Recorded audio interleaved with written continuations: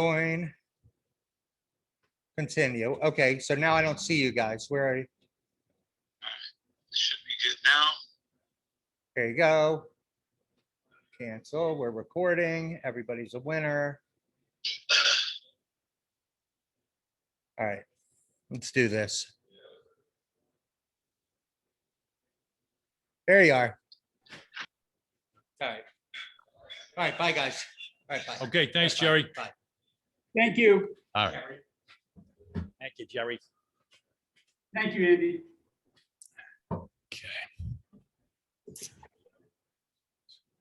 Okay, you get a shot. Yep. Right, left. 1 second. Great picture. If you need anything, I'm gonna email.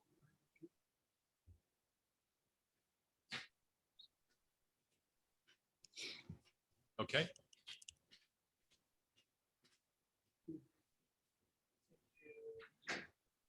Hide myself. All right. There's the champ. Hello there. How are you, champ? Good morning. Fine, thank you. And yourself? I'm doing okay. Ready to get in the ring. I'm giving away about 65 pounds to you from your fighting weight. So, and you got a big reach advantage on me too. Well, I got to try to compensate. Maybe I can rope a dope you. I don't know. It's maybe my only chance. oh, I'm gonna be leaning back. Bobbing, rolling, right? We'll have some fun today, Mike. Thanks for coming on, man. A pleasure. Appreciate it. Okay. Really appreciate it. We'll have some fun. I had fun talking to you on the phone last week, so it'll be even more fun today. Okay, cool. Yep. I'm gonna move over here so I can hear him. Okay. All right.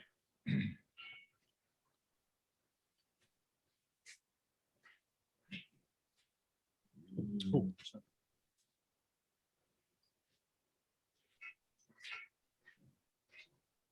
Are you counting down?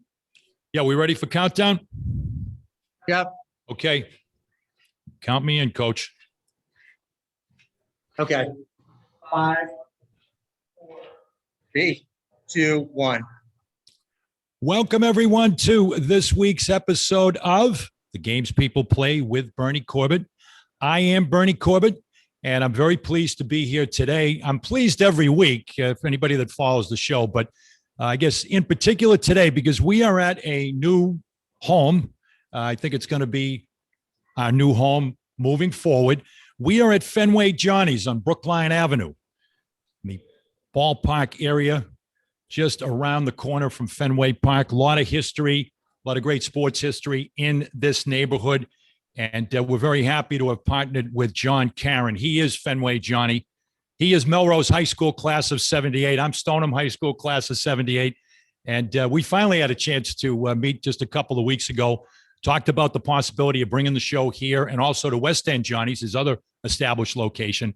And we are excited about the possibilities that Fenway Johnny's and West End Johnny's, the opportunity will give us. And many thanks to John Karen. Fenway Johnny's, great food, great drinks, and great people. Number John among the great people. And speaking of great people, well, folks that follow the Games People Play have been asking us, when are you going to have a boxer on the show? I mean, we've covered major sports. We've had many guests, obviously, of distinction. And we're going to answer that question today. We don't just have a boxer on. We have a champion. We have a heavyweight champion. We set the bar high. If we were going to get into the world of boxing, we were going to go right to the top. And we are there today with our guest. I'm going to introduce him right now. In the red corner, weighing in at 219 pounds, Mike Hercules Weaver. He is our guest today, Mike Weaver, heavyweight champion, WBA heavyweight champion, 1980 to 82.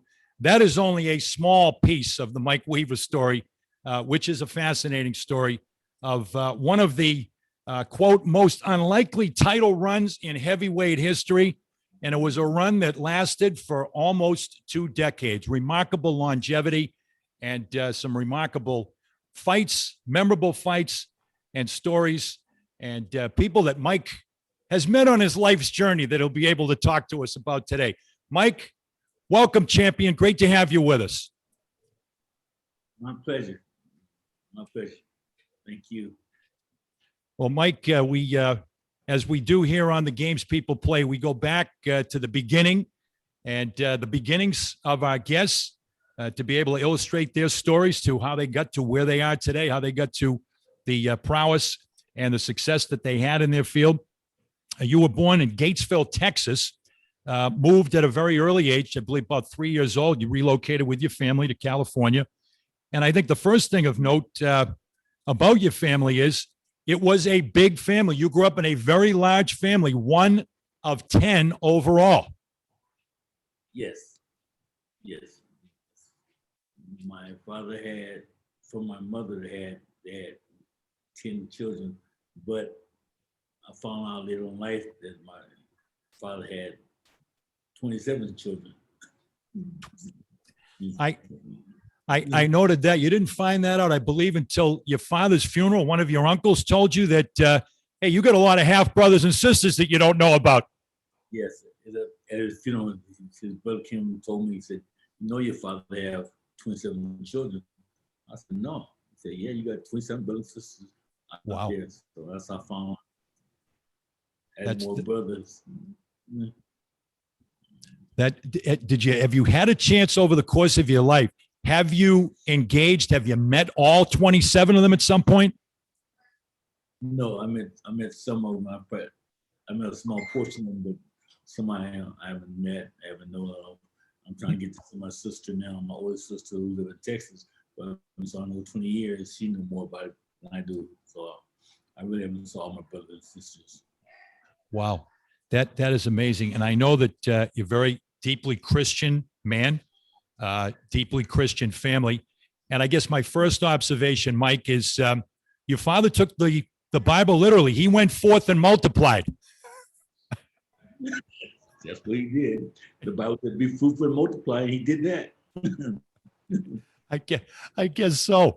And growing up, your dad, I believe, he worked as a mechanic there in was it Pomona, California, where you primarily lived at that time? Yeah, I moved to Pomona, California in '64, I believe. But my father was all mechanic on trucks, a big old giant truck, the PIE truck coming, and that's what he did for a living. And you played a number of sports in high school, excellent athlete, football, and also track and field. What position did you play in football, Mike? I could see you maybe as a pass rusher presence. Or will you tell us what was the most comfortable you were on the football field position? I played defense, offensive end. I probably put that and I played guard. I played in anything, wherever they put me at. Right, wherever they put you. And you had some attention from some colleges, opportunity. You didn't decide to take it, but you did have an opportunity to play college football, but decided not to. No, I never went to college after high school. I went to service. Right. And also set some school records in track and field. You also you had a number of track and field events that you excelled at. I was a 100-yard sprinter, and I did the 220 relays like that, and those were my best things. Speed, the 100-yard dash, 220 relay, stuff like that. And you mentioned about going in the service. Decided to the few, the proud. Became a Marine at young. I believe you're only 17, just out of high school, 17, 18 when you went in the Marine Corps. Marine Corps, I was 18, high school. I graduated in June. I think it's June 9th, June 10th, like that. I got to school. I'm Marine Corps June, but a week later I was in Marine Corps. So. And at that time, you were transferred to or stationed in Camp Lejeune, came all the way across the country to Camp Lejeune, North Carolina. And it was on that base where the boxing story begins. You know, some people come to their sport, and sometimes the sport comes to them. And if you could recount the story as far as how you came to boxing, it happened actually on the base with a specific incident. On base in Camp Lejeune. You know, we get every Friday night. Friday said we would go to the club on base and sit down and play music. Now one day I went to the club. I went to the jukebox to play a song, and I got there at the same time another guy did. And the guy like pushed me out the way, and I pushed him back. And he swung at me. He missed. I swung back at him, but I connected, and down he go. A few days later, the coach come ask me, "I'll be interested in joining the Camp Lejeune boxing team." And I told him I don't know a freaking about boxing, never boxed in my life. He said, "How you knocked out with it? He was joining the Marine Corps." That's quite an introduction to the sport. And I guess that was the first time you weren't even sure what you were doing, but that was the first time that Hercules threw that big left hook. Left hook. I didn't know what it was then. And he hit the guy, he knocked out. So, and that's how it happens. And because my father used to like boxing, but he used to watch boxing TV, and he used to always buy. He used to watch, you know, one of those watch. I hated boxing. I hated it. And he used to watch it. He used to buy gloves. Bought gloves a couple times. And me and my brother sparring. Someone, you know, a little kid, but I didn't like boxing. I didn't go for boxing. So, but And no formal training up until then, but then you were recruited and got an opportunity to box now in the Marines. You ended up winning the All-Marine Service, the All-Marine Championship, and also the All-Service title. So you took to it pretty quickly in terms of being able to get the fundamentals down and be successful. yeah, I did. I took to it pretty quickly. You know, I actually fought middleweight and light heavyweight in the service, and then later and heavyweight. But I started off, I weighed around, that was light heavyweight around 175, and I won all light heavyweight most of the time. Then later in the career in the Marine Corps, I went to heavyweight my last few months of service. The championship, Marine championship. And that gave you an opportunity beyond. You had some exposure with Golden Gloves, National Golden Gloves, AAU. Your overall amateur record was 22-3, and you had an opportunity also to go to the Pan Am trials to look to represent your country. Right. Yeah, I lost in the trial, I believe. Yes, I lost in the trial, and that's it. And that's it. Then I think I was not to serve pretty soon.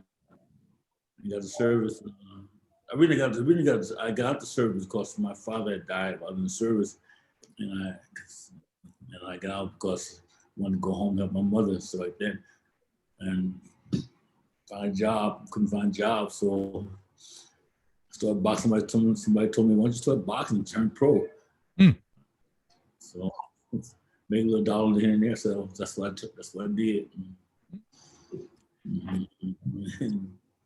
And that was the beginning. Looking at the beginning, a couple of guys you ran into early on in the service were the Bobick brothers, Dwayne Bobick, that went on to the '72 Olympics. He was one of the top boxers in the Navy. You were one of the top boxers in the Marines, and you fought early on against him and his brother.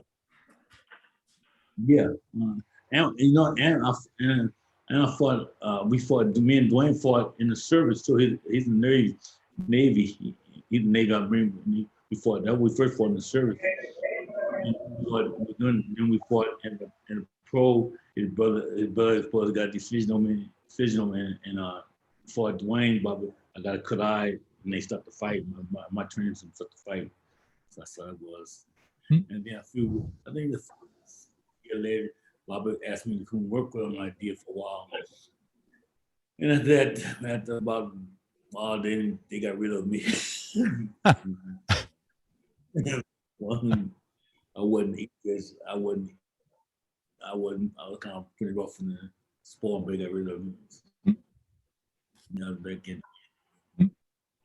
Fought against Dwayne and Dwayne 72 Olympian, and also his brother Rodney, and back in California and living, training. Mentioned about turning pro, and I had an opportunity there. One of your first opportunities as a sparring partner, and a couple of those relationships became very important in your subsequent development as a boxer. You sparred against, we'll talk about Ali later on, but one of the guys that was most prominent early on for you and influenced your career, had quite an impact on your career, was Ken Norton, who gave you your nickname, but he gave you more than that, champ, in terms of encouragement to really keep you going and get you to a point where you could get to the next level. Yes, he did. I was in the gym. I used to go to the gym, and I used to see this guy always watching me. This guy always watched me, and I know who he was, but later I found it was a Ken Norton trainer. And he asked me, I'd be interested in working with Ken Norton. I said, of course. And that's that story. Then Ken Norton told me, he said, Mike, if you take fights seriously and start training, and I'll come to the gym once in a while, you can do is make no headway. He told me that he influenced me to me that, and he's going and call me Hercules. Hercules, why come Hercules, man? Hercules on chain. And so the name stuck with me. Ken was obviously one of the all-time great heavyweights, and pointed you in the right direction. And the manager that came to you, the other guy with a big impact, Ken had, I guess, on a couple of occasions discouraged you from retiring, and at least 3 occasions to hang in there and to make some changes, your training and so forth. But the manager that had the biggest impact, he saw you drop a guy. Do you remember the guy? Eddie Batman Jones was the guy that you dropped, and that got the attention of Don. That got the attention of Don Manuel, and suddenly you had a whole new management team. Eddie Batman Jones. That was Don's Manuel fighter, and no one ever. I think they said he only knocked Jones been knocked out twice, and I think he said it was God. I think it. I was saying with somebody saying this up, I don't know. I think he said this. Anyway, I was spoiling him in the gym, and I knocked him out. And, Don come ask me, want to know who your trainer, who you got, why you ain't. So, and he said, I still a lot for you. He said, if I had to, who was my manager? I told my manager was Jerry Moore, and they don't do anything for me. He said, well, I can break the contract for you and move you. So that's how it happened. I got the contract, and he started moving me. And I think that the first fight we had with him, like in 70, I think it was 77, 78. Mm-hmm. And 2 years later, I won the championship. Mm-hmm. Yeah. So that he proved to be, once again, all in the timing, champ. And in that case, the influence of Ken Norton encouraging to keep going, and then having the opportunity to cross paths with Don Manuel really put you in another level, and allowed you, as far as your training at that time. I've read some reports that you kind of like to run around a little bit, enjoy the nightlife, enjoy the ladies, and that precipitated a little bit of a change for you to maybe say, hey, I think I might not be the journeyman guy. I could be a contender. I could get to the next level. And you changed kind of your training regimen a little bit. You went to bed a little bit earlier. Something like that. I wasn't too much fun with training. I didn't take the game seriously as far as training. And one day I was going to a party, and I get a call. They said we need somebody on short notice for a fight. Will you take it? I took him last month. Last month I was going to party, and same day. But anyway, it's just that I didn't like train. I mean, I trained, but it just I didn't like doing that much, and I like to look. I like the girls more. Doesn't make you a bad guy, champ. You know, I mean, absolutely. So you decided, well, maybe I should kind of change my ways a little bit, and you did, and put you in a positive direction. If we could look back here for a moment, as far as the actual beginning, your first two fights were against a guy named Howard Smith. Yes. And you lost on a KO. That was on September 14th, 1972. You fought him again on Halloween on points, was defeated on points. That first fight was at one of the legendary boxing venues of the world. If anybody that knows the sport of boxing and is an aficionado, the Olympic Auditorium in Los Angeles, California. What are your memories about the Olympic Auditorium? A guy that really grew up in Southern California. I remember that. Yeah, my first fight. I remember my father used to watch TV. That's why they used to fight from the Olympic. I used to fight from the Olympic. And I remember that fight. They called me and said, "Fight this guy. They need somebody to fight Howard Smith." Somebody said he had like 6, 7 fights, something like that. And you want to fight him? I said, yeah, I'll fight him. I don't care. I'll fight him. So that's how it happened. Yep. That's how it happened. And then what it was, I think he stopped I came in the 5th round. He gave me a body shot, and I mean, hit a body shot. And on the way to the fight, I've been with my trainer. When I fight with a fight, I had about 4 hamburgers. About 4 hamburgers. Yeah. Were they from In-N-Out Burger, or you don't remember? No, the 4 hamburgers, mauled and fried, and then I fight. I was tired and stuff. And then we fought again. I was a little better shape, but he wasn't just sitting for me over me. That. You learn all these lessons. Experience is a hard teacher. You learn all these lessons the hard way, Mike. And you're not going to have 4 hamburgers in your gut the next time out, right?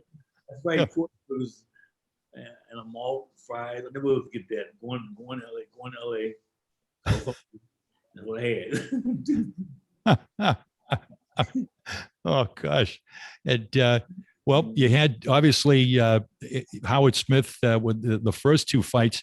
And well, we're going to talk about the fact that your reputation as a slow starter in the fights. Well, you were a slow starter overall in your career. You lost 3 out of the first 4, and without, as you said, serious training for quite a while, and was 6-6 your first 12 fights overall. And basically, you were taking fights, as you said, sometimes on short notice because you had to eat. You were looking to make a buck. I didn't get what fought. I would go to people back. I didn't care. I didn't take that.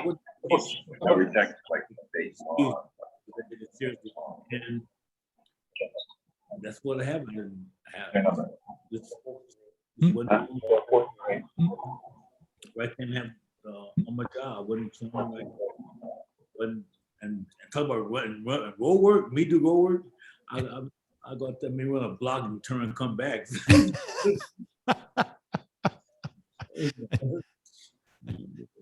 Yeah, to heck with the road work, unless it might have involved, if you were chasing a girl, maybe, a little more motivated than the road work, right?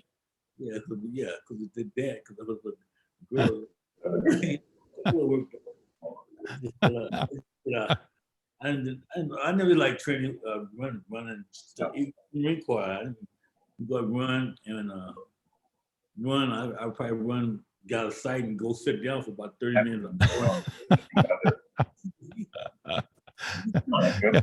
Not exactly. That was not one of the aspects of the game that you were particularly fond of. I'm not surprised. Then, once again, we get back to those changes that were made. You got on a pretty impressive streak. You took 8 fights in a row, and one of the first was against a very well-regarded veteran. It was back in 1976. Got a 10-round decision. Jody Ballard was a guy that was pretty well-regarded. That was one of the first fights where you really kind of made your name a little bit or got a little bit of buzz and a little bit of notice, champ. Yeah, it was. I think that was my first fight with Don Mannion. With Don, Yeah, yep. my first, yes, yeah. And he said I heard it, they say he's a good fighter. He fought Foreman, that's all.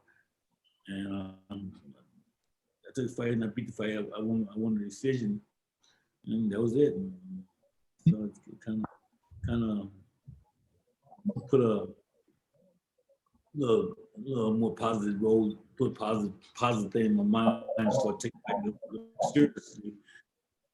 But Don cared for me, Don was a manager, and looked up after me, and he said, he moved me to all I do is train, and you can do it. So that's what I started doing. Good success, good motivator there. 1977, you knocked out a guy, was Bill Sharkey, a guy that was then undefeated. Leroy Jones for the NABF belt, which had been vacated by George Foreman. And in that fight, you lost a unanimous decision in that fight, but once again, you were stepping up with the opponent. They gave it to him. Leroy Jones, 6'6", like 6'6", 6'5", and he didn't win the fight, but they gave it to him. I wasn't nobody. I thought, he was a contender. I think he was in the top 10. But then, like I tell everybody, he didn't win that fight. But they gave it to him. But that was then. He had a few advantages there. You were the guy that, once again, kind of the outsider. You're trying to break in. Guy that you had some battles with. A guy also, a fellow Californian. Going back and looking, it's pretty epic battles with you. Ended up splitting a couple of fights with a guy named Stan Wood. He was an opponent that you saw more than once in the ring. Oh, Stan, yeah, I fought him 3 times. And the first time I fought him, I think it's in up north, his hometown, and they gave him decision. I thought I won the fight too, but they gave him a 12-round decision. But we fought two other times, and I made sure he didn't get decision that time. I stopped him both times. I won, stopped him twice. At the, as a matter of fact, the second fight, you got your first belt. Taste of success there, the USBA belt by beating Stan Wood. Right, that's right. Sure did. Yes. And another opponent that you saw not long after that. I remember this guy very well from following the fight game at that time. Maybe because we share the same name, sort of. Bernardo Mercado was a guy that was from your own admission, from some of the reports, you said he was about as tough a guy and as hard a hitter as anybody you ever faced. Yeah, that's what I said. I think Bernardo Mercado was the hardest person I fought. And we even sparred in the gym first. He dropped me in the gym. And then a couple maybe a year later we fought, and he dropped me in the fight also. But he dropped me in the first round. But I stopped him in the 5th round. But yeah, he was a very hard puncher, man. I tell you, he was a hard puncher I ever fought. He came back, and that's right. You got dropped in the 4th, and you came right back and knocked him out in the 5th. And the fights with Ward and Jones, a little bit of buzz once again, and some recognition in the game, and then Bernardo Mercado. And in late 1978, things were really turning around for you overall. You knew Team Weaver, if you will, Team Hercules. Your new manager, Don Manuel, you're starting to see some results. 5 straight knockouts, 2 over top-ranked opponents, including getting up after getting knocked down by Mercado and being able to take Mercado out in that fight. And then the rematch in 79 that we mentioned about with Stan Ward for that USBA. And now opportunity knocks in a very significant way for you. HBO was the new cable channel. I can remember when it was coming on the scene, and they had bought the rights for a boxing card. And the feature on the boxing card was from the world's most famous arena, Madison Square Garden in New York. And a guy by the name of Larry Holmes, the Eastern Assassin, 30-0. And you with a record of 20-8, June 22nd, 1979. You get an opportunity on the big stage to fight Larry Holmes. What was your reaction at the time when you heard about the fight, the opportunity to fight in Madison Square Garden? And what did you know about Larry Holmes going in? Well, Larry Holmes, I got the fight because Larry Holmes, when I fought Bernard McCardle, Larry Holmes was there.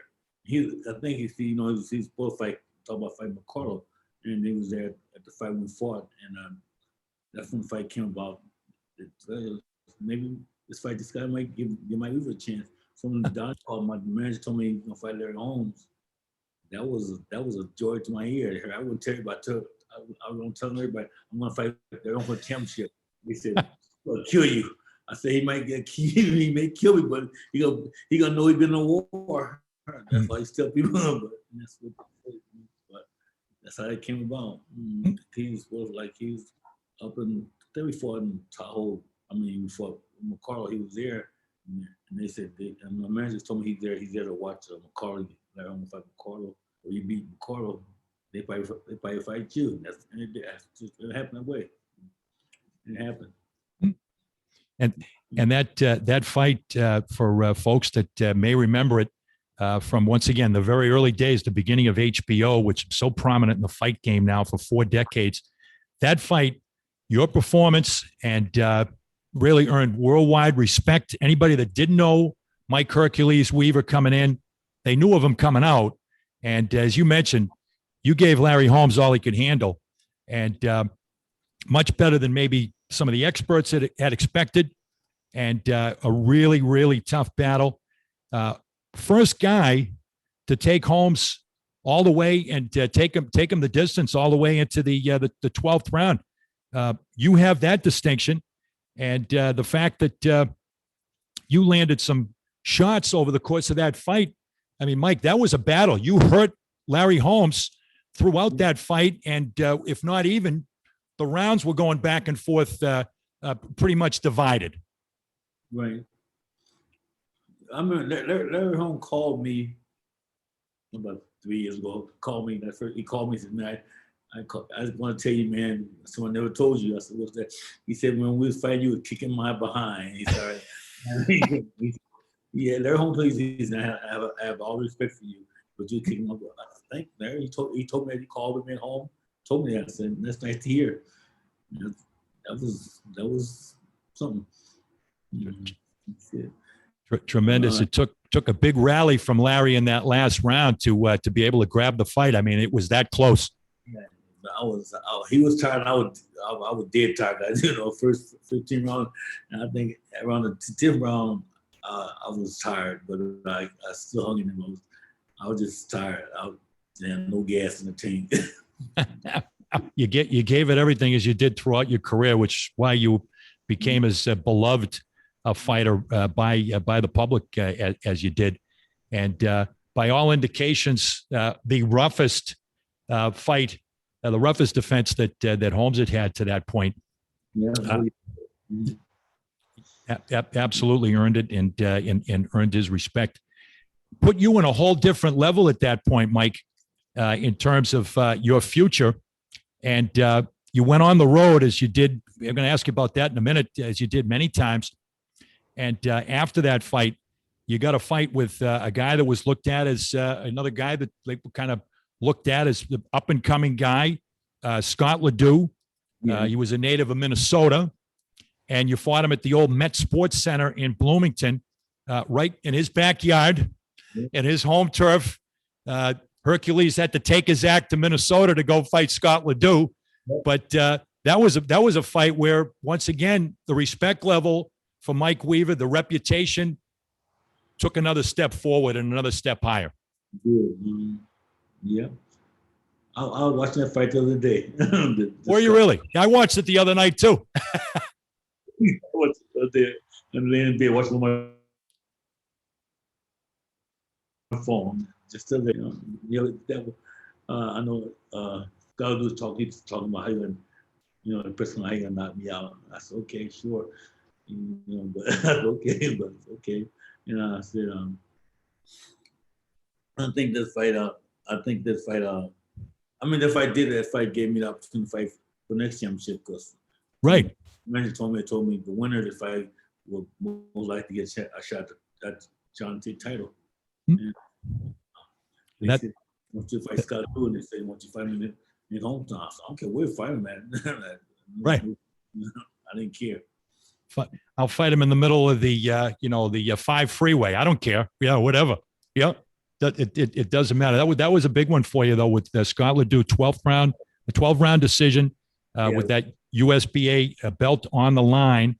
And one of the notes about that fight, see if you agree, looking back, that got you in a position as being a number one contender. They talked about how in that fight, you really outboxed Scott Ledoux rather than outslugged him. Do you kind of feel that as looking back, that from a strategic standpoint, you really outboxed him as opposed to just, the barroom brawler slugging him?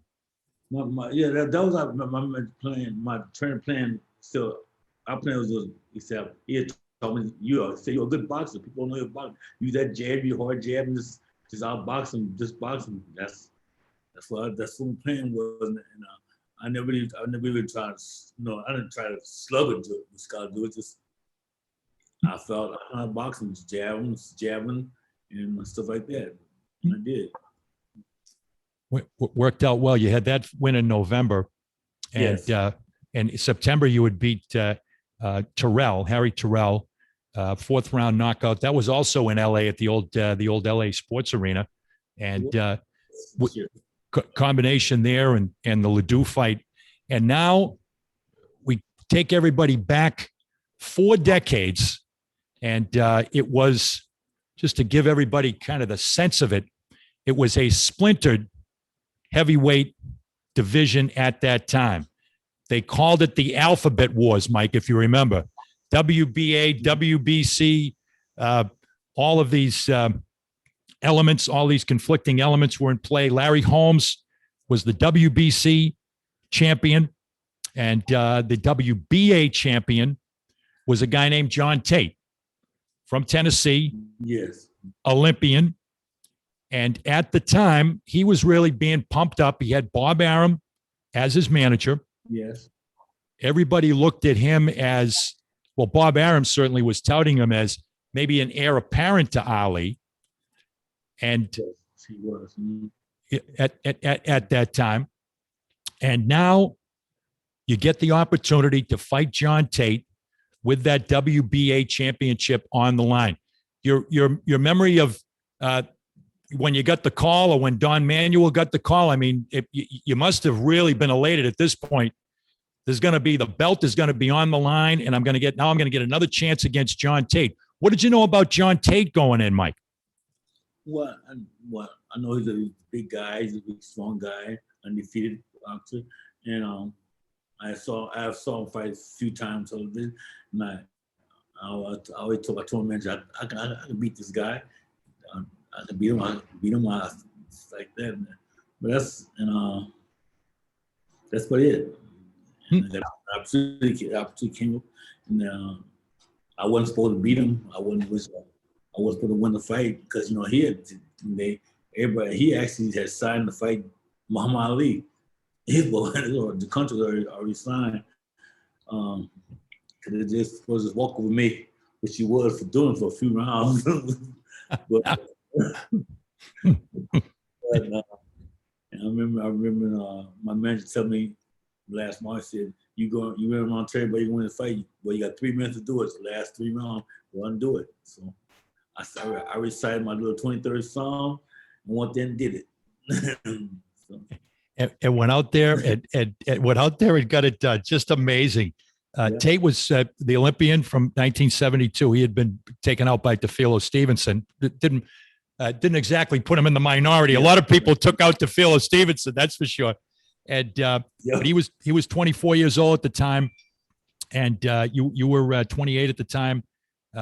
Came in once again as the underdog, And as we kind of begin part two here with your championship run and how it started that night, I got to ask you, you fought Ledoux in his backyard in Minnesota.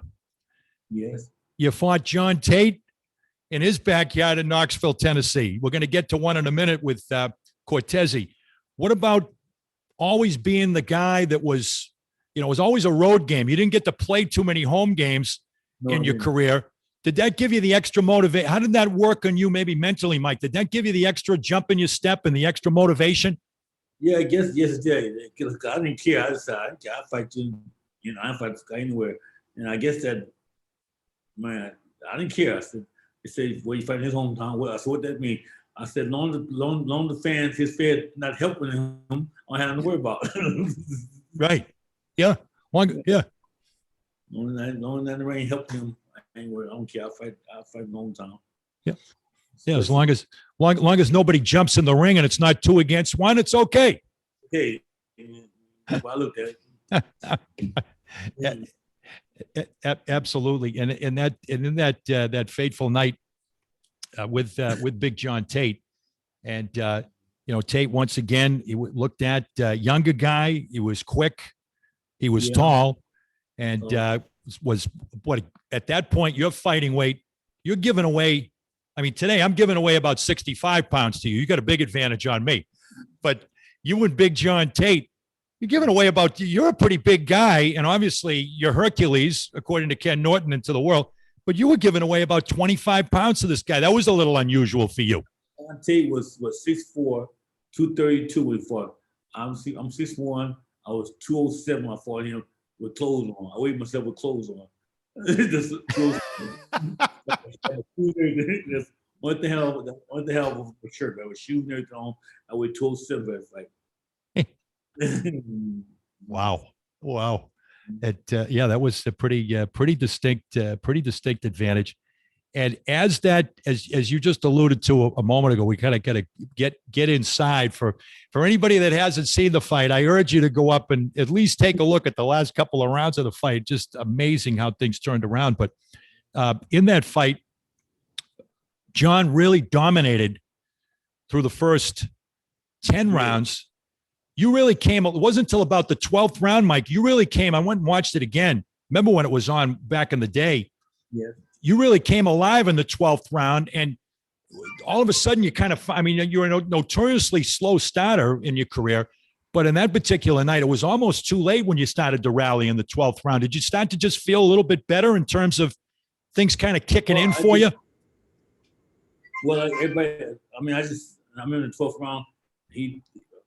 My manager told me to come on, throw some punches. And I remember he threw a right hand.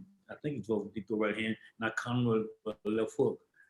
And I didn't think it was that much on it, but it hurted him. He was in trouble. But I tried to take him out, but I kept missing shots and missed it, and that's it.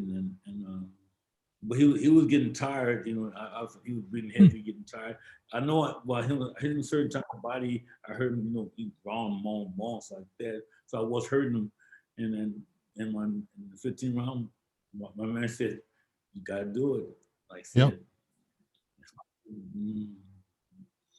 he said, you want to tell everybody you gonna win. Matter of fact, also a guy there acted very bitter. He said, "They gonna beat Tate?" I said, "Yeah." He said, "What, bet 1,000?"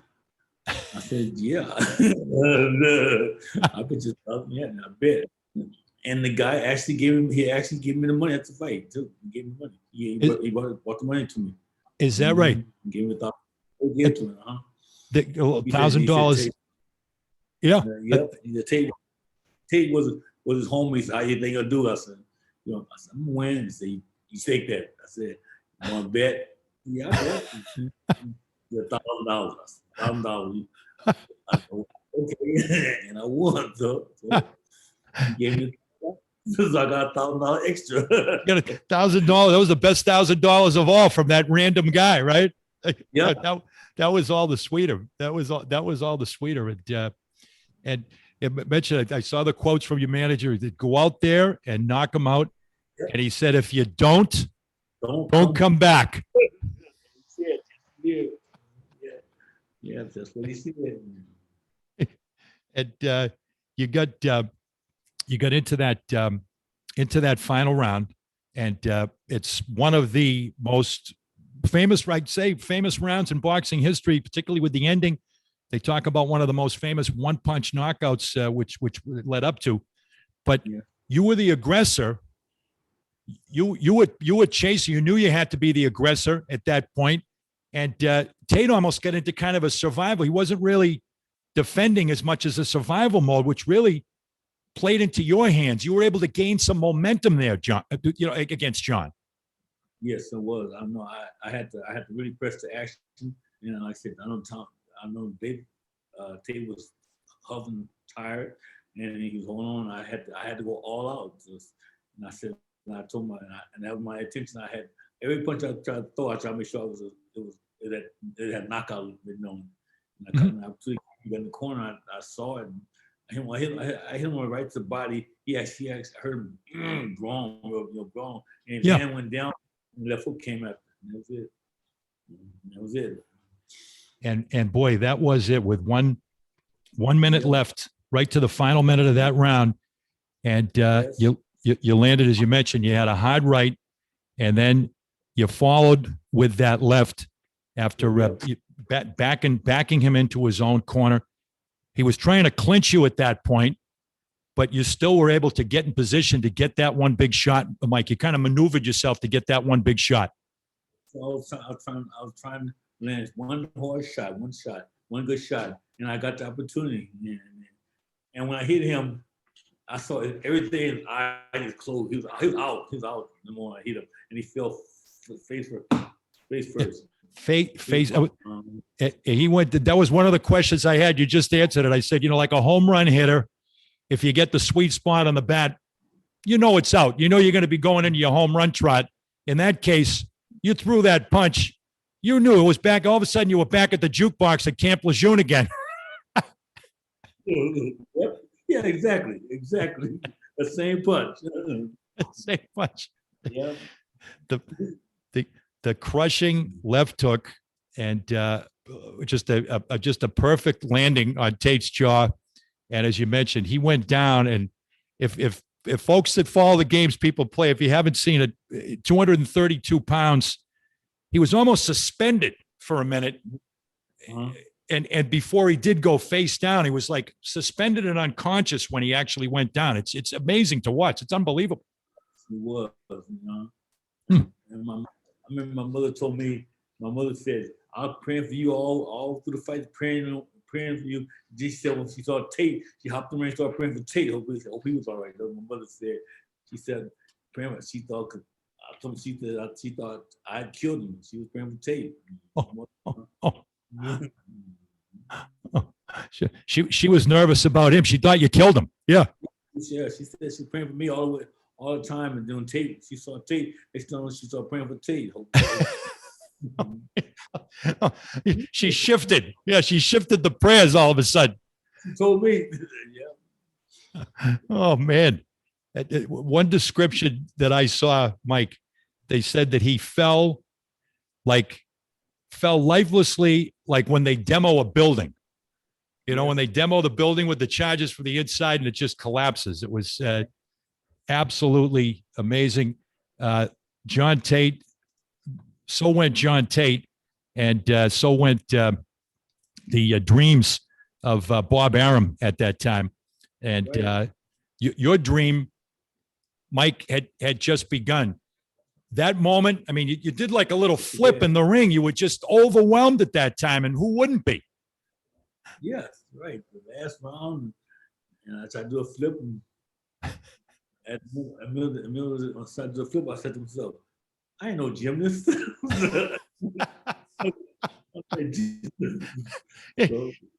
You did. All of a sudden, you pulled that flip, out of your bag of tricks at that point. And I don't know if it was the Olympics. I don't know if I watched that flip. I think the Romanian gym gave you lowest score, but I didn't want to mention that. Right. Yeah. Well, they they talk about Ali and the predictions, but apparently you were reminded after the fight. You mentioned the inspiration of the 23rd Psalm about the strength that you derived, and to be able to go and get that done. And also, Ali always had the predictions, and you mentioned about your little side bet. And need we remind you, you said you were going to knock Tate out. You were running out of time, but you knocked Tate out. You're a man of your word, just like Ali with the predictions. Yes, right. Mm-hmm. Yes, right. And, knock him out. I said, I didn't say how I was going to look, but I was going to knock him out. That's right. Yeah, we're not adding up all the yardage there, or not adding up all the points. You made that irrelevant at that point. And now you were the WBA, crowned the WBA champ with that amazing rally, amazing turnaround.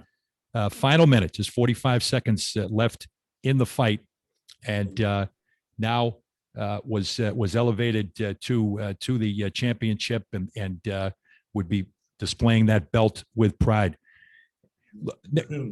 Moving on next for you in terms of title defense, and there was a guy in South Africa named Jerry Cortese who had built up quite a reputation. He had fought a 15-round fight with John Tate in South Africa in front of a big hostile crowd. And your reward for taking John Tate out was going to be a similar situation for you in terms of getting matched up with Cortese. What did you know about Cortese? Was he a little bit more of an unknown to you, being the South African, or did you kind of study up a little bit about the John Tate fight to get some familiarity? Well, I saw him fight John Tate. I saw him fight Leon Spinks. I saw him fight a couple of the guys. And I thought he was a very, very strong, powerful puncher. And they said he had never been knocked off his feet, take a punch like that.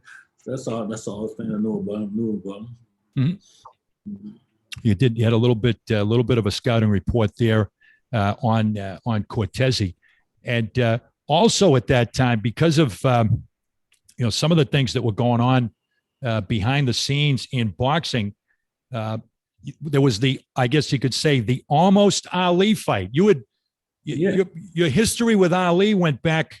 I believe your first sparred with him was almost a decade earlier. It was 1972 in Lake Tahoe. What were your first impressions of the champ? And now here you were 8 years later, you almost got matched up to fight him for the belt. Yeah, that was when I first sparred Ali. I was in Tahoe, and that's when I just worked the 3 rounds. I worked with Norton, but I worked around him just to be doing it easy. He saw me looking at him sparring. He said, well, he said he was a spy. He spied with Ken Norton. He said, come on, bring him in here. Bring him out. I'm going to beat him up like that. That's how I saw it. And that's it.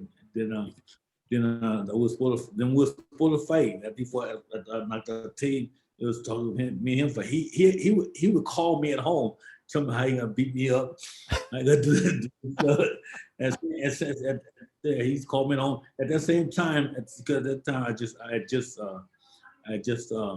met his wife daughter. Me and her was talking. I forgot her name. His wife daughter. It's not daughter. His wife's sister. That's right. The sister. Yeah, Veronica's sister, right? Veronica's sister. And I would call me and say, hey, I got this and that. And I said, okay. I said, okay, Ali. And okay, we need to tell me about this. And finally, when the press conference was coming to LA. And I forgot the press conference. He was going to say he would fight me. And the day we were going to the press conference, my manager, Don Manager, said, we're not going. I said, what do you mean going to the press conference? He said he heard that Ali's going to announce he's not going to fight Lee, he's going to fight Larry Holmes. That's what happened. And after that Larry Holmes fought, I got back from Africa. I said, man, why you give me? Why you didn't give me a shot? He said, well, yeah, some reason. Yeah, there's some reason, but I said, man, I give a shot the title. But he said he didn't want it for Trevor Burberry. He said me, he said somebody else. Then, but we had all over his house. I used to go. I mean one time all over his house. He jokes a lot. He said if I was in my prime and you wouldn't stand chances with me, I would be too fast for you. I would have moved to you wouldn't touch me. So I said, how old were you talking about in your prime? He said, 21. I said, you probably would. I was only 10 years old at that time. That's right. He was 10 years older than you. That's right. He started laughing. But that was it. I told him once, I'm gonna, if me and you fight, I'm gonna cry. I'll be crying when I hit you, but I'll be laughing when I go to bed.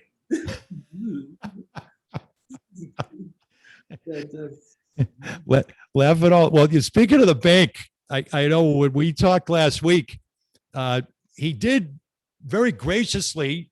I mean, we gave you. I mean, you should have any complaints. He gave you a check for $500,000. You got to tell us that story, Mike. It was over. I think that I thought it wasn't how it was over. Things I can't remember. Bahama, I blame. Yeah, Bahama. See, it was sitting at the table eating or something. Then eating. Then finally, me and him, other guy, he said, "Give me a check." I said, "What? Give me one of your checks." So I gave it to him. Then he writes and signs. He gives back to me. It says, "Mike Weaver, he got Mama. He paid $500,000 to Mike Weaver. $500,000." He said, "Don't send us give you nothing." I said, "What we'll do is," I said, "I can't cash this check, Ali. It's your name on it. It's my check." He said, "You're not dumb as you look." And I still got And you still have that check. that check. Yep. Ali, my check. Mama Ali paid $500,000 to Mike Weaver. Yeah, I still got it at home. Okay. Yep. Yep. Oh, Mike, just hang on. We just got to adjust the volume here. Just 1 second. That good? Okay. See it now. Okay. Check. I think, yeah. I just want to get his volume up a little bit. So, I don't know. Ask him. oh, okay. Yeah. Okay. All right. Oh, we're good, Mike. Ask him. Okay, I hear you. Yep. I think he's okay. Okay. Yep. Yeah. I just wanted to see if your volume's been pretty good. If you can put it up, if they can put the volume up for you just a little bit. I don't know. Is the guy right there? No, I was going to say, I can't do it either. If you could just put his volume up there. It's like the Wizard of Oz. Pay no attention to the man behind the curtain, Mike. Yeah, okay. He woke up the door, he read back. I don't know how. Yeah. No, that's all right. Just to put it up. That's fine. Just to put it up a little bit. So we're good. We're good.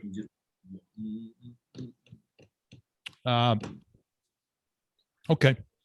And so once again, unfortunately, you never got in the ring with Ali at that time. And in that chaotic, splintered world of the heavyweight division, Ali looking to make that comeback, eventually was defeated by Larry Holmes. Right about at that time is when you had the opportunity to go to South Africa and fight Cortese, and all the way to South Africa, once again, having to handle the hostile environment. And Cortese is a guy that I know you talked about in later years, was about, once again, a guy that hit and the guy that hurt you. That was a battle. It was a real battle for you to be able to come back and eventually defend the title. That was a real test. Yes, it was. Yes, yeah. Coach Phil, yeah, he hit me in the 8th round with the right hand on the temple. that was and I said, they said, what kept you up? I said, conditioning kept me up. That right hand. Sure. On the temple, when I actually see everything, I saw 3 Coach Phil, and the rain, everything was going wobbly. The rain was going wobbly because he really hit me a good shot. But no, I covered. I really quickly recovered, but it was hard. It did hurt me.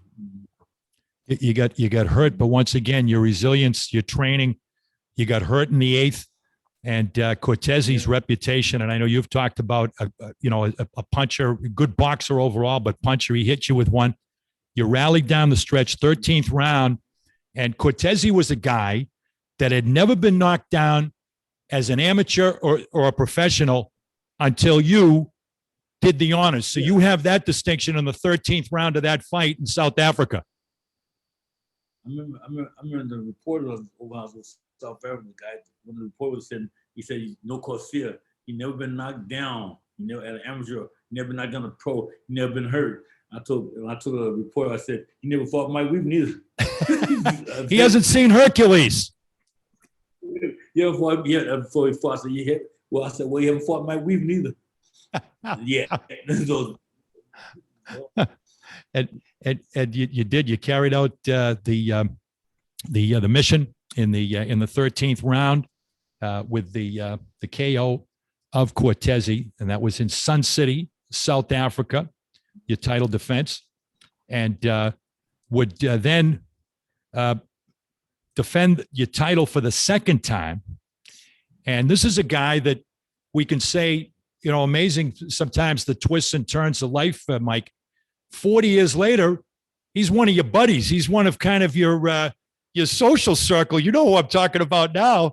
The guy you saw in the second defense, you fought in Chicago, Illinois, against James Quick Tillis. Yes. Yep. We're buddies. And tough fight with him. You ended up outpointing him to retain the title. Unfortunately, what about at that time, Mike? Because once again, there was so much, there was so many political agendas and infighting in the game, well beyond the reach, if you will, of the actual athletes that made it unfortunate. I mean, you were inactive for almost a year at that time. What did you do at that time? I'm sure you must have lost your edge. I mean, you trained, but that must have really hurt you at that time. Good back foot in the court. It wasn't me. It wasn't me that didn't want to be active. Oh, absolutely, yeah. Court. We did with Don King, with Bob Aaron's court like that, and that kept me inactive a couple times. But something I had to deal with, like Bob Evans suing us, and at the same time Don King was saying we had to do this fight. It was just a lot of just going through a lot of trouble, and I couldn't be bothered. It was just bothering me. But so I had to fight this fight, can't fight that, because we were talking about the fight. I remember when I fought well, Jerry Cooney. Jerry Cooney's name had come up, right? Cooney, that's they came, but people came to my house and we had the meeting in our house. And we said we'll fight. We'll fight. Then Aaron comes there. We can't fight Cooney because he got a contract. We're gonna strip. We said to fight Tillis first, and Cooney people said, okay, we'll wait till the fight. We'll wait to fight the Tillis fight, or Cooney fight. I mean, Tillis fight. But afterward, they didn't. They said no, they're fighting. They were home. That's politics. Yeah, really unfortunate. You had at that time, as you recounted, a tentative agreement to fight Jerry Cooney, but as you said, that you were forced. They said Tillis was the highest ranked contender, and you were looking at a strip of the title unless you fought him. You won the 15 round unanimous decision against Quick Tillis. Also, another guy that factored in at the time that you never got to see was Randall Tex Cobb, was another guy that the name. So there was all these names that were kind of floating around there, but they said you got to fight Tillis. There was no other direction for you. Before fight, Randall Tex Cobb, and before fight him, that came about. We got to fight this fight, can't fight. They just really blocked me off, but couldn't help it. Yeah, no, unfortunate. And I gotta ask you, that was obviously it was very closely contested. You fight with Tillis.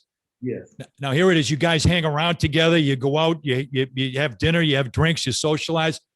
Does he talk about that decision and say, Hey, you guys give yourselves, you guys throw a few shots at each other, a few verbal shots at each other now 40 years later about that one? No, never talk about the fight. Nope. Nope. Nothing. No, we never say anything about the fight. No. Oh, that's good. That's good. Yeah, I know you guys are very close friends now. You guys socialize together. Just like the same thing about he liked my brother. They like him. Everybody along. So that's great. Great friendship from the ring all the way to today. And well, the title, the next title defense for you, of course, was another one that makes a lot of the boxing lists and all of the what ifs and a lot of the boxing lists. We talked about Tate on the list of the all-time stunning finishes in boxing. One of the greatest, acknowledged by many as the greatest one-punch knockout. Well, this one makes the list. The fight with Michael Dokes, for some other reasons, is one of the most controversial decisions that was made in the ring by the referee. And we'll take you back here, December 10th, 1982. And the opponent in Las Vegas was Michael Dokes. Dokes, he come out pretty fast in the first round. And, well, you take it from there as far as your thoughts on what actually happened and how Joey Curtis, the referee, handled, or more accurately, mishandled that whole situation. A guy told me before the fight, he said, Mike, he told me some guy, be careful about the fight. They're gonna find every reason to stop the fight they can. So the guy told me that, he said, they're gonna find every reason to stop the fight. He said he overheard him talking somewhere. I didn't take much of it. But anyway, during the fight, Doe just came out fast, hopped on me, I'm so started. And he had when I was down, I wasn't hurt at all. I got back up, and Joey Curtis said, "You all right?" I said, "I'm all right," and I'm all right. The next thing I know, he let it go. The next thing I know, he stopped it, man. And that was not right. I mean, I wasn't hurt. I mean, that's the same. That's just what he did. I mean, I didn't. And the same Joey Curtis, and Joey Curtis actually he had refereed 2 other fights before that. So he knew I fought. But yeah. But later on we get people don't know this. Later on we get a rematch, and we find out that Joey Curtis bet it on Dokes that the fight wouldn't go 1 round. He bet it. He bet the fight to go 1 round. Joey Curtis. He put a bet. My manager told me he found Joey Curtis, the WBA fought that Joey Curtis bet on Michael Dokes to fight tonight to go 1 round and then referee the fight. Oh man! Wow! Oh gosh! To have all that on the line, and here we are 40 years later with the controversy on that stoppage at 103 of the first round. That must have been devastating when you found that out. Yeah, it was been devastating. Oh God! Because I never spoke to Joey Curtis, and I used to speak to him. And after I found out I never spoke to him, he said what he said it wasn't true. But I'm telling people, what my man told me, he said he found that Joey Curtis said he bet on you, bet that the fight would go past 1 round, and then he refereed the fight. Oh gosh! That was. Oh, that's even more brutal than I had expectations of. I mean, and you mentioned, and there's another question that I had for you. A good lead-in you just gave me. A good lead-in now as I respond, Mike, as I throw the left here, the right, the left, is your reputation. You were a notoriously slow starter and a strong finisher. Is there any reason that you can attribute to that? Did it just take you a while to kind of get into a rhythm in the fights, or is it just one of those things that was just you and you're in your DNA as a fighter? This is my DNA as a fighter. I didn't know why, but somebody told me that. I know why. Why is that? I said, "Why is that, Mike?" I said, "Why is that?" He said, "Because Mike, you're a nice person and you don't want to hurt nobody, so you take it." I said, "Yeah, right." You don't want to hurt nobody. Somebody to keep beating you to wake you up and make you get know this is serious. I said, "No, I ain't like that." You're not. I don't know what it is. I don't know what it is. Yeah. You weren't buying that explanation. It was almost with your good Christian background. Gee, it took you a while to dislike that guy and get pissed off, you know? No one guy said, no, man, ain't that. It's just, I don't know what it is. He just is, you're a good person, you don't want to hurt nobody, and you just keep on going on until you can't take it no more. I said, no, that's not it, man. I don't know what it is. I guess taking time to get warm up. Sometimes maybe too late, sometimes it's not too late. Yeah, just like you say, just to get warmed up and kind of get into the groove. One other factor, and your thought on this here, the fight with Michael Dokes was on the heels of the Ray Mancini, Doku Kim fight. Do you buy that part? Well, now you told me about Joey Curtis as being a pretty big factor, but about the officials being a little bit more gun shy. I mean, one of the quotes from Curtis before the fight was almost like he was almost like a premonition. He said, everybody has Doku Kim in the back of their mind. And there was certain medical officials that were talking about, well, we're not going to let that happen again. Or what? I mean, was there maybe too much caution being exhibited because of that? Is that something that you think weighed into it also? I don't think that has nothing to do. I think it's all excuse. Okay. Convenient excuse.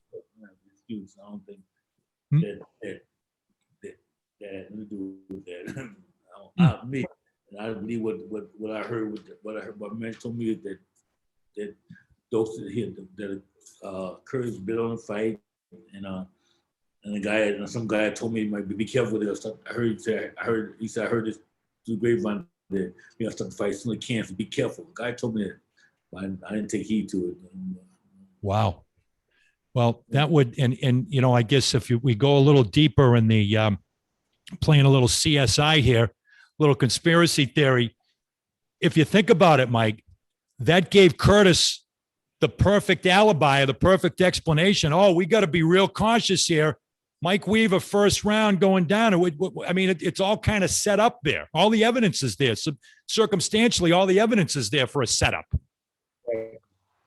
Yeah. And I mean, I thought it was so wrong. I mean, just stopped and then they asked him why he stopped. He said, yes, why he stopped. He said, because he didn't answer him correctly. And the guy said, what is it correct? What do you mean answer you correctly? He said he was all right. Yeah. But I felt that everybody was against me. That I mean, I felt people. I mean, politics was against me. They once there was more. It was Don King show. Don King got Michael Dokes. You know, I was against a lot of things, but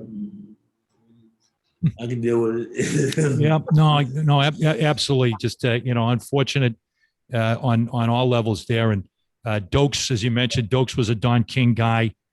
You did get the rematch in Vegas 5 months later, and this was a battle that went all the way to the end, the full. And once again, for any recent boxing fans, we talk about going the distance. We're talking about 15 rounds. You went the full 15 rounds in that fight, and it went as a majority decision. Two of the judges were dead even, and Judge Jerry Roth was the guy that was the deciding factor by 4 points on his card. You thought at the time, and you thought now about, as you think back to that fight, was that your fight? Did you think that was your fight at the end of it? Yes, I did. I thought I did not win the fight. I thought I was aggressive. I thought I landed more punches, but maybe some harder punches. And I thought I won the fight because I mean, a man just was to always say, your head, you got it going. He said, but you got to just keep it up. And I thought I had to fight. He said, but you know, we don't know what they may do out here. These are all Don King people. We don't know what they may do. And they call it raw. Wow. That, you know, when you think of the two Dokes fights and, you know, one for one reason, one for another reason, but unfortunately the same result. And as I look back on that fight and getting ready to talk to you today, you were not alone, Hercules. Many thought the fight was yours. This wasn't a minority opinion. This was an opinion that had a lot of supporters at that time. that the fight was yours? And even the guy told me, said, I'm a dope, I'm a dope fan. I was a dope fan. But I thought you won. The guy told me, said, I was dope fan. I was dope fan, but I thought you won the fight. I said, yeah. He said, it's politics. I'm sorry about that, but I actually thought you won the fight. I said, I did too, but and at that fight, that one, boxing is just like I didn't care no more about it. Like I didn't really care about boxing more. It was just, it's like you reached a point in the career and you started going downhill. At that point, it did. At that point, I could see what. Yeah. And I could see where that would that would take a lot out of you, just really in here, from the heart, Mike, as an athlete, that would take a lot out of you. It took a lot of me. Even though I continued to fight, it just wasn't there no more. It just, I mean, I'm fighting, but here, there, winning. I didn't get, but before that fight took a lot out of me. I said, I'm not gonna go to where the system, everybody's against me. It's no use. But I still hung in there and fought for years after that. From that point on, you had one more opportunity with a title challenge against Pinklin Thomas. That you fought Pinklin Thomas. That was in June of '85, and another one that makes the highlight reels was one of the highly skilled opponent, and this was on ABC's Why World of Sports. Is another fight that I remember. Carl the Truth Williams. You fought up in a building that I know from up in Troy, of all places, Houston Fieldhouse in Troy, New York. Where I've broadcast hockey games from, Mike, for Boston University. How about that? Yeah. I know that building, that little airplane hangar. And that was a big one for you with Carl the Truth Williams was a guy that was really touted at the time, and what you did to him that night. Yeah, that was a big fight for me. He thought he had told everybody that he was. I actually heard call Truth to the guy. Somebody talked to me, I was there. I heard something, not go about 2 or 3 rounds. I heard him tell the guy that. Okay, we'll see. But I know after the fight, he said, I'm still a better fighter. I said, you can be a better fighter anytime you want to, as long as I keep winning like this, so you know different. He said, I'm a better boxer. He said, I said, whatever.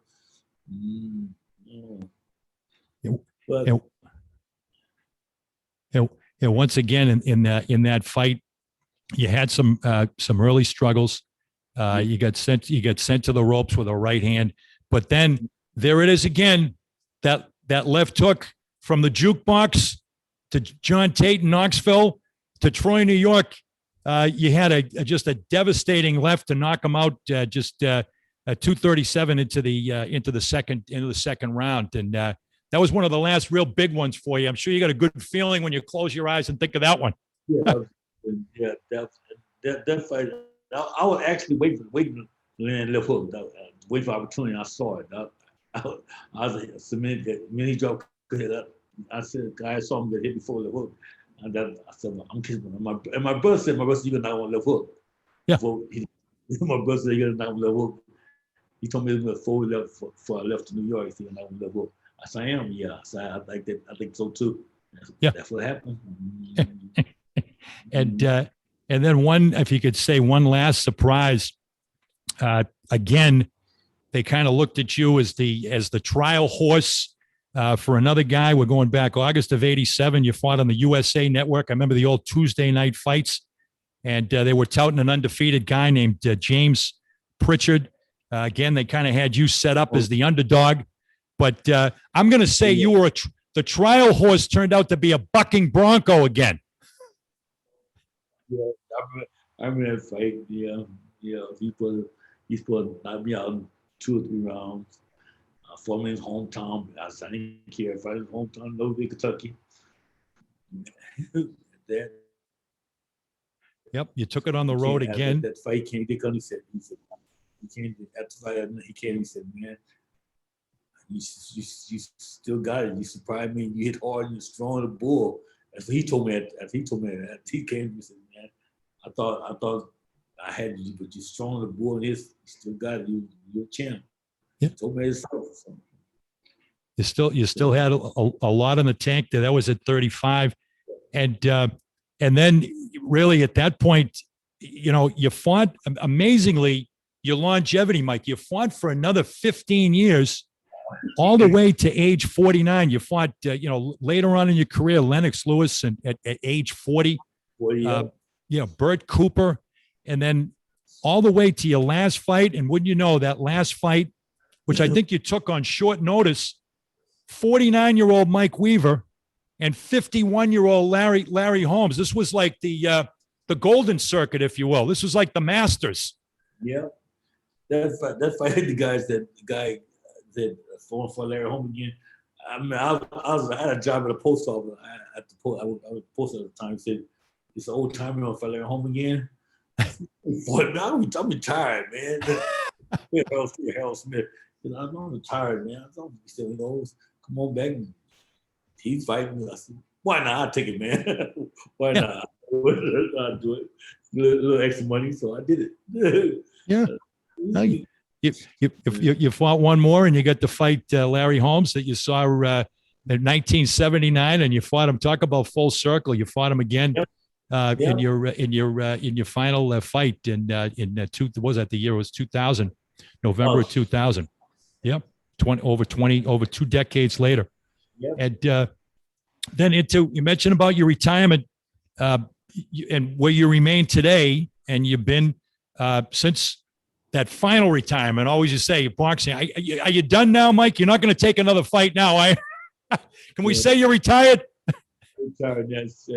At 70 years old, I'm tired. You're both officially and unofficially retired now. We could say that. We could say that definitively. But you've been in Southern California. You had a gym for a while. You did some training and managing. I noted a guy that was Del Pendang was a guy that you trained that was pretty good fighter at one time a few years ago. Oh yeah, I worked at a gym. In Ontario, right? No, I worked there too. But before I worked at called Bison Motion in LA, where we teach boxing roping. Oh, okay. Yep. No, and the one in Ontario was my last. That's the last gym I worked at for a couple of years. That was a few years ago. And I enjoyed that. Doing at the wall, I said, I'm tired of this boxing training. So I met a guy just had me the other day while I was training him. While I was working here and training, he's a neighbor. I said, I'm through with this stuff, man. He said, I'm through with this boxing, man. He said, no, I'll train me, do this stuff, train my store, left hook, and uppercut. I said, man, tell my brother, he think he know everything about boxing his church. But I said, I'll talk about it sometime, but I'm really tired. I just want to live my life and enjoy life. Yeah, you got spending time with your family. You've got, I hope I got the count right, 4 kids, 5 grandchildren, and folks on the Games People Play.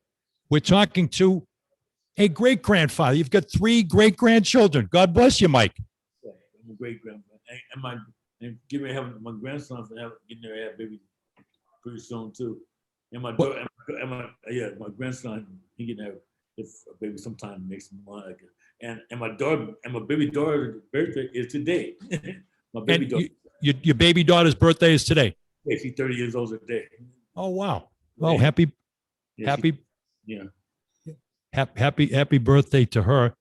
And once again, you've got kind of a circle of friends out there that I know that you socialize with, of which James Quick Tillis, the inimitable Kevin Lamp, who's like, he's kind of like a big Saint Bernard, isn't he? Kevin Lamp.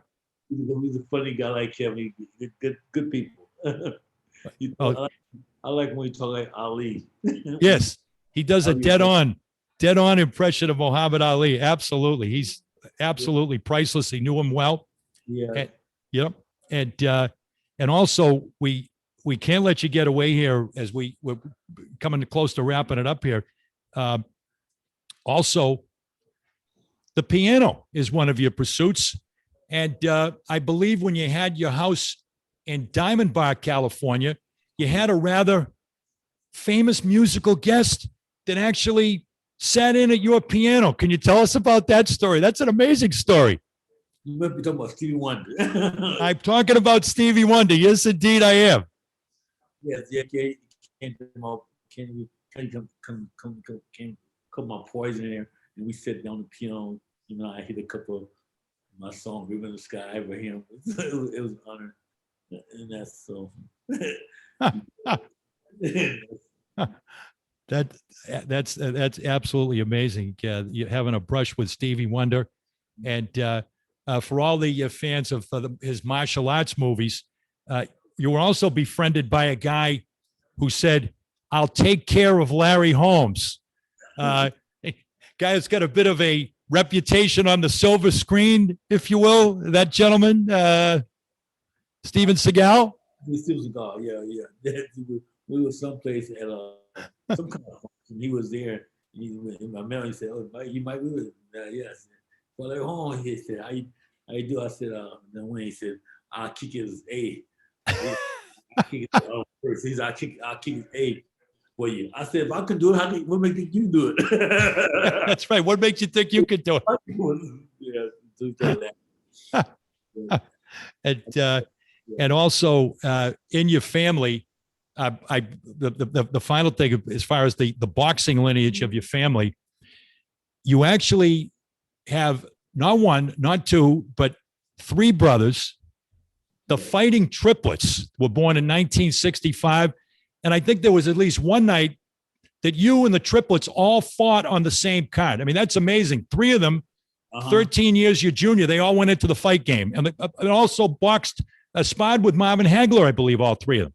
Yeah, they sparred Marvin Hagler. Hagler getting ready to fight Sugar Leonard. That's who they sparred with. They sparred Hagler. The Sugar Leonard fight. Yeah. And man, that like the last time me and Sylvester Stallone was together he's at the camp watching Hagler spar. Yep. Last time me and yes. Yeah. Stallone actually sitting but that was it. Yep. Yeah. Well, they followed Big Brother, and why wouldn't they? As great a role model as you have been, and as great a champion, as great a boxer with your career and the following that you had in your career, and the many fans that I know that are going to really enjoy the fact that you've been our first boxer here on the Games People Play.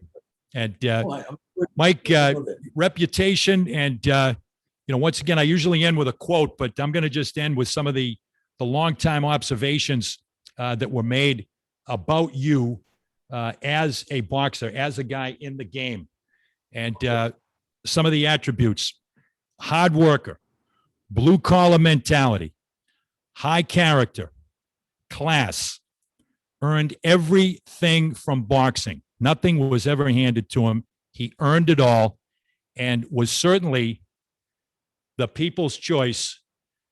I give you our guest today, Mike Hercules Weaver, and you've played very well with us here, sir, on the Games People Play. Many thanks to you, Mike. I hope you enjoyed your time. You had a 65-pound advantage and big reach advantage, but I hope you enjoyed your time in the ring with me here today, Mike. Yeah, I had a good time. I wish I'd come back again. I love it. I had a good time. I enjoyed myself. Absolutely.